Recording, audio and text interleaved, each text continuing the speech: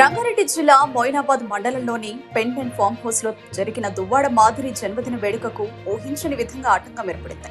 ఎలాంటి అధికార అనుమతి లేకుండానే నిర్వహించిన ఈ బర్త్డే పార్టీపై రాజేంద్రనగర్ పోలీసులు అకస్మాత్తుగా దాడి చేసి కార్యక్రమాన్ని భగ్నం చేశారు.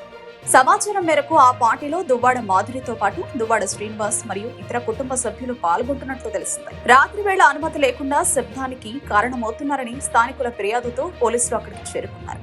పరిశీలనలో మద్యం మరియు హుక్కా వాడకం జరుగుతున్నట్లు గుర్తించిన పోలీసులు వెంటనే చర్యలు చేపట్టారు. దాడిలో మొత్తం 10 విదేశీ మద్యం బాటిళ్లు, 7 హుక్కా పరికరాలు స్వాధీనం చేసుకున్నట్లు అధికారులు వెల్లడించారు. ఫామ్ హౌస్ నిర్వహణ మరియు పార్టీ నిర్వాహకులపై కేసు నమోదు చేసే ప్రక్రియ కొనసాగుతోంది. అనుమతి లేకుండా ఇలాంటి వేడుకలు నిర్వహించే వారిపై కఠిన చర్యలు తీసుకుంటామని పోలీసులు హెచ్చరించారు. ఈ ఘటనతో మొయినాబాద్ పరిసరాల్లో మరోసారి చర్చన మొదలైంది. ప్రముఖ పేర్లు ఉన్నా చట్టపరమైన నియమాలు పాటించాల్సిందేనని పోలీసులు స్పష్టం చేశారు.